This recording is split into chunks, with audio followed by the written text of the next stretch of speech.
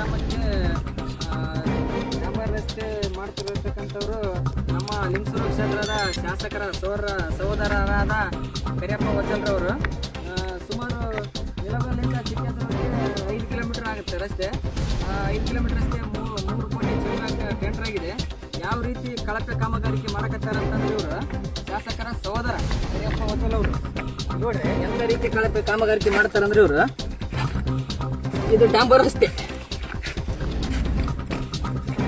ಇವ್ರು ನೋಡ್ರಿ, ಇವ್ರು ಮಾಡ್ತಕ್ಕಂಥ ಡಾಂಬರ್ ರಸ್ತೆ ಇದೆಲ್ಲ ಕಿತ್ರಿ.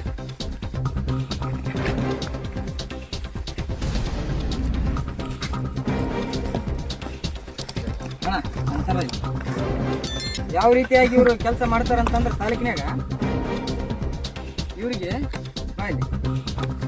ತಾಲೂಕಿನಾಗ ಒಂದು ರೈತರ ಜಮೀನು ಸಾಲಲ್ಲ, ರೈತರು ಮಣ್ಣು ಕಟ್ಟ್ಯಾರ.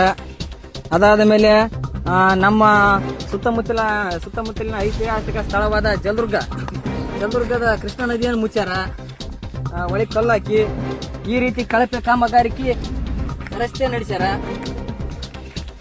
3 ಕೋಟಿ ಚಿಲ್ಲರೆ ಇರ್ತಕ್ಕಂಥ ರಸ್ತೆ ಇದೆ. ಯಾರಿವ್ರು ಮಾಡಿದಾರೋ? ಜನಪ್ರತಿನಿಧಿಗಳು, ಶಾಸಕರ ಸಹೋದರರು.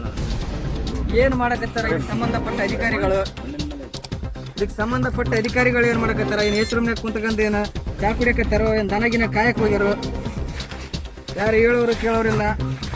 ಇವರು ಬಸವರಾಜ ಅಣ್ಣನವ್ರು ನನಗೆ ಕಾಲ್ ಮಾಡಿದ್ರು, ನಮ್ಮೂರಲ್ಲಿ ಈ ರೀತಿ ಕಳಪೆ ಕಾಮಗಾರಿಕೆ ನಡೆಕಿರುತ್ತೆ ಬಾರಪ್ಪ ಅಂತ. ನೋಡಿದ್ವಿ, ಸುಮಾರು 30 ಕಿಲೋಮೀಟರ್ ದೂರದಿಂದ ಬಂದಿವಿ. ಇನ್ನು ಮೇಲೆ ಲಿಂಗಸೂರು ತಾಲೂಕಿನಾಗ ನೀವು ಎಲ್ಲಿಯಾದ್ರೂ ಈ ರೀತಿ ಮಾಡಿದ್ರ ನಾವು ನಿಮ್ಮಿಂದ ಯಾವಾಗಲೂ ಇದೇ ರೀತಿಯಾಗಿ ನಿಮ್ಮನ್ನ ಪ್ರಶ್ನೆ ಮಾಡ್ತೀವಿ. ನೀವು ಯಾವ ರೀತಿ ಲಿಂಗಸೂರು ತಾಲೂಕಿನಾಗ ಯಾವ ಮೂಲೆಯಾಗ ಒಂದು ಕೆಲಸ ಮಾಡಿದ್ರು ನಾವು ನಿಮ್ಮನ್ನ ಬಿಡಂಗಿಲ್ಲ. ಸೀದಾ ಕೆಲಸ ಮಾಡ್ರಿ. ನೀವೊಬ್ಬ ಜನಪ್ರತಿನಿಧಿಗಳಿದಿರಿ, ನೀವೇನು ಸಾಮಾನ್ಯ ಬಡವರಲ್ಲ, ಒಳ್ಳೆ ಒಬ್ಬ ಬಡ ಕಾಂಟ್ರಾಕ್ಟರ್ ಅಲ್ಲ, ಸಾವಿರಾರು ಕೋಟಿ ಒಡೆಯರಿದ್ದೀರಿ. ಬೇಕಾದಷ್ಟು ಐತಿ. ರೈತರ ಜಮೀನಾಗ ಮಣ್ಣು ಬಿಡಗಲ್ಲ ಅಂತಂದ್ರ ಮೊನ್ನೆ ಆಗಿ FIR ಕೂಡ ಆಗಿತ್ತು ನಿಮ್ಮ ಮೇಲೆ. ತೆಗಿಯೋಣ,